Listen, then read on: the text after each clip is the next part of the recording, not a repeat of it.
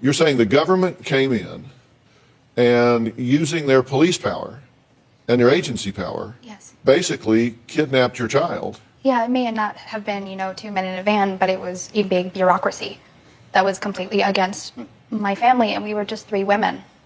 Okay, well, let's talk about how this all happened.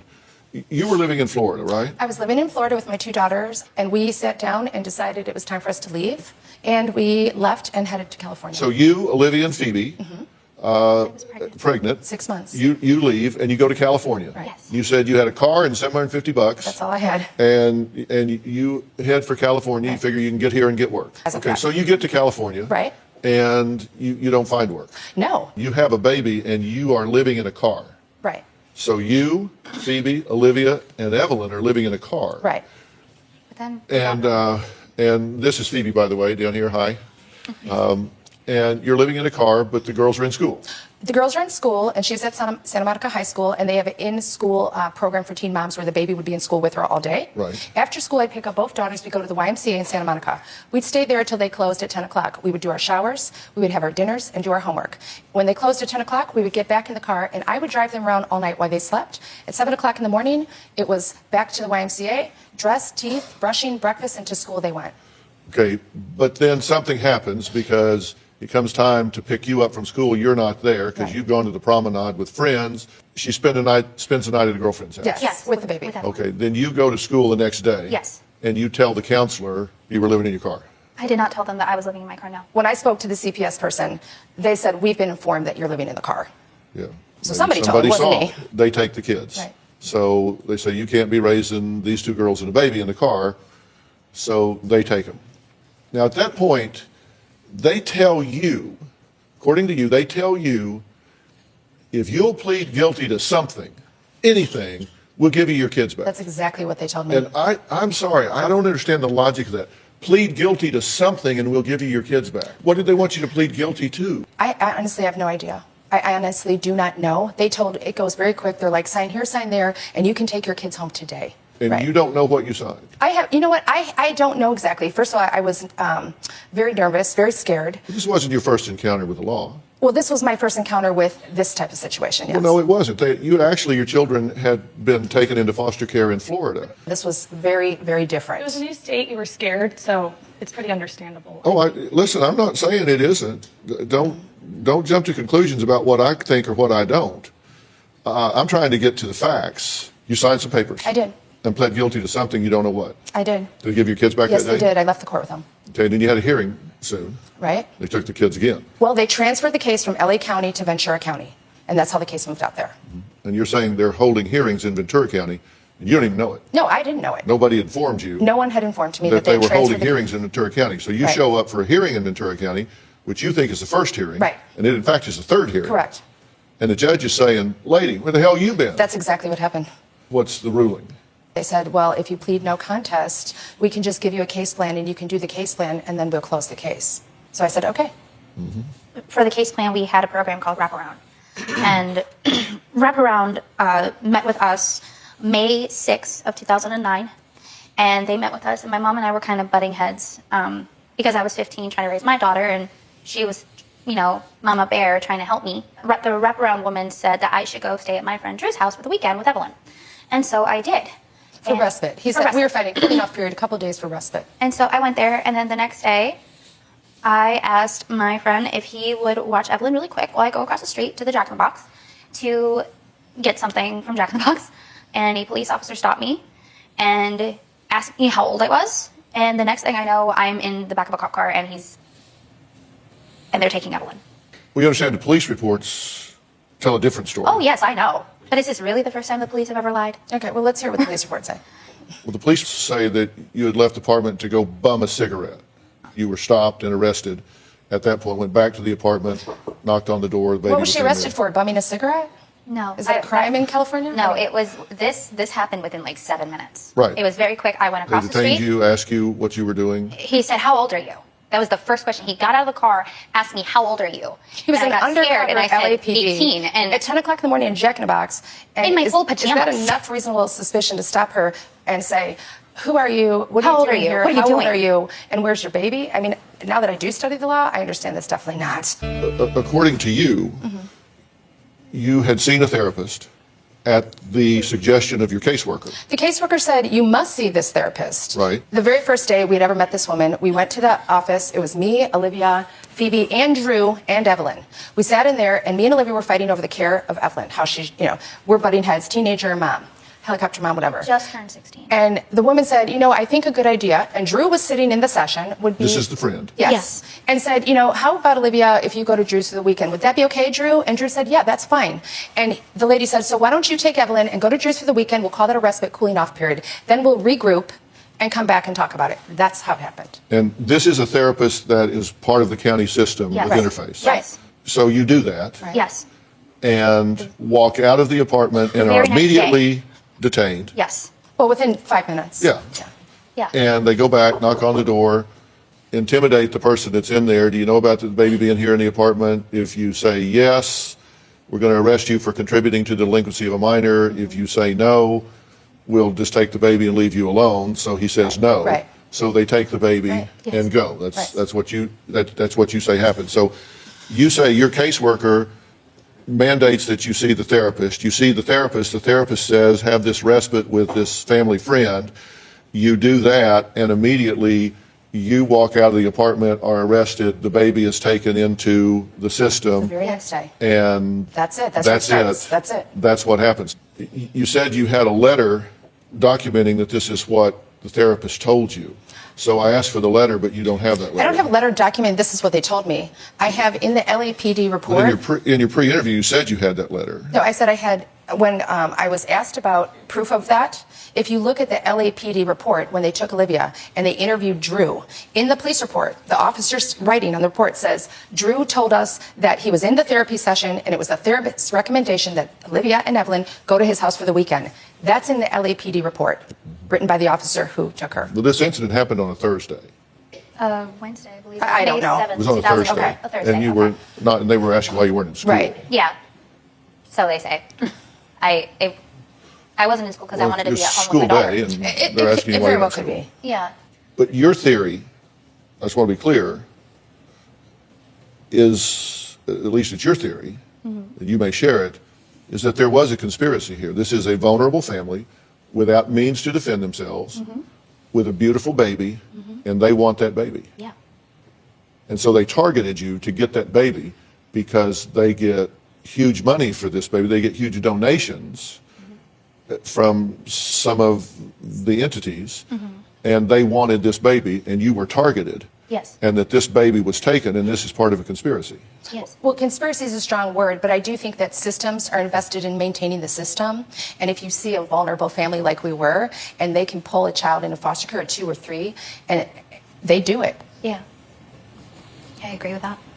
I do too. So you all three agree with it? Oh, yeah. Okay. And to just complete the circle, she's taken into foster care, and these two go to one agency home. Evelyn is placed in foster care with a non-English speaking pig farmer. Well, these guys were all split up. We were all And initially, they were all split up. Does And that answer my question? Yes? yes, from what I was told, that she was with a non-English speaking person who was a pig farmer and lived in a trailer in Ojai. That's what I was told. So that's yes. The answer to the Yes. question is yes. Yes. Okay. And then that non-English speaking pig farmer died. Yes, she died. And so I didn't make Evelyn, this stuff up. Okay. and then so Evelyn wound up with the person that now has become the adoptive Yes, mother, correct. and never to return back to this family unit at Correct. Never. all. Okay, up next, why Olivia says Evelyn's adoptive mom is a bad role model for her daughter. Olivia is 22 years old. She's a sophomore in college. She has her own apartment. This is my home. She wants her first baby back. My daughter is a great mom. She should have never lost her in the first place. It was an injustice. I would hope that Jillian would allow me to be a grandmother to my granddaughter. But right now, there's no indication that she's going to do that. Okay, Olivia, her younger sister Phoebe, and her mother Julia were homeless and living in their car when Olivia gave birth to Evelyn at the age of 15. Now, Olivia says she lost custody of Evelyn when she was accused of leaving the baby alone at a friend's house. She claims Evelyn was unjustly taken from her without her consent. So, your position is that your child was taken from you without your consent. That's not my position. That's a fact. I never gave up my parental rights. I never signed away my parental rights to her. I did everything my case plan asked me to. I did more than one parenting class, which I was only required to do one. I took every pill that they forced me to take. I did every therapy session that they wanted me to do. I was making honor roll in every single high school that they put me at, and they were switching up my foster homes. I mean, I was in group home, foster home, and trying to juggle this. And on top of it, I had a part-time job at Baja Fresh. And they separated us all. And they immediately separated us all and would not allow us to see each other. I couldn't see my mother, I couldn't see my sister, and I couldn't see my daughter. And they were my entire life. All I wanted, you know, I'm so nerdy. All I would do is I would sneak and try to call my mom to make sure that she was okay, just so I could talk to her. Usually kids try to sneak off, go with their boyfriends. I just wanted my mom. I wanted my sister. I wanted my family back. All I wanted was Evelyn. I wanted to be her mother. And I'm not a druggie. I'm not a smoker. I'm not anything like that. I was just a kid. And I did everything they asked me to do, and they said, yeah, and they even say in the report, she's done everything we've told her, but she's too anxious, and she's too depressed, so she can't have her baby. And they stated in there that Olivia would never be able to lead a normal life or care for children because she had too many mental health issues. And they diagnosed her 10 things. Even caffeine addiction was in my list of diagnoses, and apparently, don't go to Starbucks, guys, it's caffeine addiction. She was 10 diagnoses out of the DSM. For a 16-year-old. And then they diagnosed me. The woman who did had never even met me or talked to me. And she's writing in the reports for the court about me. She is way too volatile, unstable. The woman never had a conversation with me. How do you diagnose someone you've never even talked to? During this time, I would go to my court hearings and I would meet with the attorney. I would meet with the social workers. And, you know, what was very hard about this is I was not just a foster child. I was a foster child fighting for a foster child. So every move I made was documented. And if I made a mistake, if I cried too much, if I cried too little, if I said one thing, if I didn't say anything, it was marked down, it was used against me. And they have a way of Dr. Phil, they have a way of twisting the truth. And not only that, but they're like, oh, she wants to see her mom. She's clearly volatile. They're trying to kidnap the baby, which I have never, ever. Well, they said from get-go, I was a danger to my children, my granddaughter, because they said I would potentially kidnap them.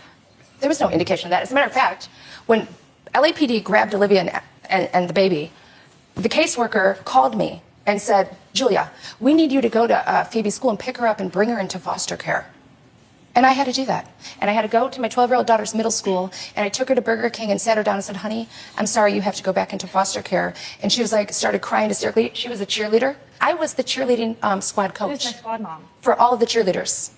Maybe I was poor, maybe I was homeless, but you know what? I was still a loving mother. I love my kids, and we were going to get on our feet. You know what they could have done? They could have helped us. But instead, they ripped us apart. Thank you. Thank you. Okay. So, Phoebe, they put you in a felony home, correct? Well, at first I was in a few foster homes. I just bounced around quite a bit. And I was given a CASA. And she just fell in love with me. And she decided to become my foster mom. And was forbidden to see me. That was one of the terms. She had zero contact with me, zero contact with her sister, zero contact with her niece. And I just want to say, when Evelyn was born, you all saw the picture. We were there. She cut the cord. I saw that baby take its first breath of life, so did she. And we may have been poor, but you look at the pictures, we had love. We all loved each other. It was like divide and conquer was what I felt. Split them all up, isolate them, don't let them talk to their mother. This is a child who needed their mother. I was their strength. So you're very critical of the woman that has adopted your baby. Yes. Because this is what happened. I went to court, and I was 16, and I met her after Evelyn was placed with her. Wait, let me just tell them one thing, because they need a little background. I was barred from all her court proceedings. She begged and cried, can my mom please be in here? I'm scared, I'm terrified. They wouldn't let her. They said, absolutely not. We're treating her as an adult. I'm pushed out. I went to court, and I was terrified. And I met Jillian, and she sat with me, and I was crying, and she's like, I know, it's okay. You know, I had a little bit of a troubled past too. I ran away when I was 15, and, you know, she started telling me things, and she was like, you know, if anything happens, I promise you, I will always keep her in your life. I promise. And I cannot tell you, Dr. Phil, I held on to those words, because I'm like, okay, at least if anything happens, at least I will be a part of her life. Because it didn't look good. Because they kept telling me, you're going to lose her. You're going to lose her. You're going to lose her. And I was trying everything I could not to. And she promised me. And then I reach out. And then I'm told, when I'm 17, after I've been fighting, after I've been holding a job, after they've been going my visits down from 4 hours to 3 hours to 2 hours to 1 hour a week. To no visits. And because Jillian would take her out of town or would just decide, I'm not having a visit. And so I would get none. And I hadn't seen my daughter in a month. I hadn't seen my mom and my sister in months. And they told me, the attorney and the caseworker sat me down and told me that if you do not sign away your parental rights today, you are going to go to jail. I was terrified. And I didn't know what to do. And I felt like I had nothing. And so I ran. I ran as far away as I could because I'm like, I am not signing her away. After I turned 18, I got pregnant with my son Harrison, and I started turning my life around, and I reached out to Jillian, and I said, and before that, I had called a phone number that she had given me at court. She said, this is my phone number if you want to call. And I called and I left a message, and I'm like, this is Olivia. I would like to talk. I would like to meet with you. I never said, let me see Evelyn. Let me do this. I was like, can we meet, please? And then I wrote her an email after I had my son Harrison. And I said, and you can pull up your email. I was like, I just want to know everything's okay. I just want to know she's okay. Please let me know how my baby is. She ignored me. And then I start digging on the internet. And I find pictures of her with multiple different men. And I see how, in cigarettes, and she's drinking, she's in Vegas, and I'm over here, and I'm trying to get my life together. I have my son, I'm in college, and I'm doing whatever I can, and I lost my baby, but she's allowed to party, she's allowed to be with other men, and she's allowed to do whatever she wants, but she's never with my daughter. But she tries so hard not to let me see her. You know what one of my friends said? You know what my friend said? She doesn't see her as a daughter. She sees her as a trophy, and she likes to keep her trophy shiny. Whoa, wait a minute.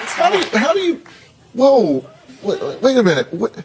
How do you know all of this from a picture? No, it goes multiple pictures. It goes and way beyond a background picture. checks. It goes way beyond a picture. What background check? I've done background checks on her. We are very as I'm allowed concerned to about do our because I family want to member. know how my daughter is. This is our What kind of blood. background checks? Just I've what done you run criminal online. background checks. What you run online. The one you run online, like you just put her name in, and all these pictures of her. Oh, and all show of a up. sudden she's a stay-at-home mom, but not really because There, that picture right there. That's one. such a mother And right there's there. the cigarettes and drink, but she doesn't drink or smoke, and she's an at-home mom full time, and all she Very does provocative is care dress. about babies. I don't think that's her home. I don't That's think Vegas. that's her home. Looks like Vegas. Oh, yeah, it's Vegas. When we I'm saw not in Vegas. this, I'm sorry, when I see this is where my granddaughter is, I can't be in contact with my granddaughter. I'm unfit. She is Because she's unfit. what, She's partying in unfit. Vegas? That's fit.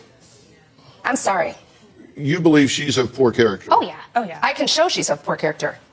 We went to her business site, and she has 2 pictures of before and after. She's a personal trainer of a supposed client. And then she writes a letter of, this is my favorite client. Well, we ran a Google image search on those pictures. Never her client. They're not her clients. Jennifer The one Jimenez. woman has her own business in Berkeley. The other woman is a model for a diet pill ad. She's on over 759 websites. That's fraud. So this is the type of person, but she says I'm a liar and that she saved her. And one more thing, just to go to her character, I read through the adoption documents, what they wrote, and she absolutely swore up and down she never worked. She's an at-home, stay-home mom, that this is her purpose in life is to raise children, and that when it was time for the visits for Evelyn to go, and this is the other big problem, this is before the adoption when she was a foster care mother, she would tell Evelyn, you're going to see Zoe the dog, talking about her. And would say, don't worry, honey, this is a 2-year-old you're talking to. Don't worry, you'll be back and you'll come see mommy talking about And herself. mommy loves you. And mommy loves you. But right now you have to go see Zoe the dog. Olivia, you made a Facebook post about coming to find Evelyn. This was on October 21st. Mommies, I'm in a dilemma. I'm in California for the next week, and I want to see Evelyn so bad it hurts. I want to meet her brother, and I want to hold her again and see her smile. I know where she is. I have addresses and phone numbers thanks to a little self-private investigating. But I don't want to spook her. Yep. I'm very tempted to call her and see if we can have a visit. What should I do? I never say in here that I wanted to come and find her. But I do want to say, what mother that's had their child ripped from them and wants to meet her I'm in little brother California for the would next not? week. I want to see Evelyn. Of course I would. I want to see her every day. Yeah. It's her baby, Dr. Phil. This is her baby. This is my mine. granddaughter. Her blood. Just because the government stepped in and said, no, it's not, doesn't change anything for us. This is our baby. Yeah. And we will not stop fighting until we have exhausted And I even every say aspect there- of the courts to bring her home. I even say that I don't want to spook her because I know that would be inappropriate. And I would just want to say this was after I had emailed Jillian and said, could we please talk? Could we do this? So this is just implying, should I meet with her? Should I see her? What should I do? I was trying to get advice from other mothers. Okay, then here's another post. So apparently to qualify as a mother in the eyes of CPS, you can hop around the country with your boyfriend, party, smoke, drink quite a bit, do fitness competitions pretty regularly, lie to police officers, and just go to Vegas just 'cause. But a teenager can't have her own child, but they give her to this A-class person. Hashtag bring Evelyn home, hashtag so done. Then you post, she's the biggest piece of trash. And I stand by every word I 22 years old, Dr. Phil, 22 years old. Okay. I'm not recording any of it. No, reference the language because you're talking about a 22-year-old, number one. Number two, after we saw the pictures in the cocktail gowns, and you have to understand, we have multiple pictures, not one, not two, not five, 20, and every picture she's with different guys. There's never a woman in the Sometimes two. picture. Sometimes two There's different never guys. a baby in the picture. There's never, is she with the boyfriend, this boy? I don't know which one, because there's so many men around this woman. There's never a child. You don't see a picture of her with the baby. You don't see her with, her husband. She's divorced now. She lives with her now boyfriend and his kids. Where's Evelyn in that mix? Is it possible that she doesn't want to post her picture up for fear that she might For fear of what they will look like. identify her and make her an easier target to kidnap? Oh, I have never threatened kidnapping. we've been in California area the same since 2008. Evelyn was born. We have never made contact with her or Evelyn. Maybe she emailed or whatever. Never physically made any contact. We know exactly where Evelyn is and has known because she was the foster care mother. So we know there's never been any attempts to kidnap this child or even make contact or even take a picture. So where's this big fear of kidnapping? We are operating within the constraints of law. I'm not at Berkeley studying the law, so I can go violate it by kidnapping my granddaughter. I'm doing it the legal way.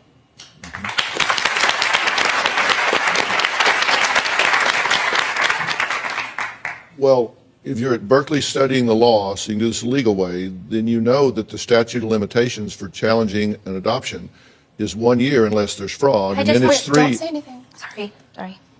Unless there's fraud, and then it's 3 years. Unless you- And this has been 5. You can get around the statute. Having spent most of my professional career in the litigation arena, I'm not sure the best strategy is to assassinate the character of the mother that has control of the child at this point. But it was okay to assassinate her character and my character. I'm I not was a asking teenager? you, I'm not, And Jillian continues to assassinate our character. would you rather be right or would you rather be happy? Happy. She has the child. She has control of the child. And you are shooting yourself in the foot here. I mean, you can be right, you can be victims, but if what you want is a different outcome, you couldn't be going about it more the wrong way if you sat down and decided, I'm going to sabotage myself from the get-go. Did you anywhere back in like Law 101.1, did you read that thing about possession is 9 points of the Yes. law? Who has possession? Jillian does. Who has the power? She does. And so you're running uphill. Yeah. And so what you're going to do is piss off the person with the baby? I have tried so hard to be nice. I've tried email. I have tried to be as passive as I can be. You're posting that she's a piece of 4 trash. years after I've tried. Well, okay. So After I've tried you and wanna- tried. I understand, but you we want to have be talked right or about do you this. want to When get a the woman relationship tries with to your provide something, baby? it doesn't follow through. And we have talked about this, not doing. Do you the want a Facebook post. relationship with your baby or Of do you want to course. be outraged? I took to it because I have been trying to do this. I've been dealing with this for 6 years and I have no one else to turn to. And so, yes, I made a mistake and I posted it on Facebook.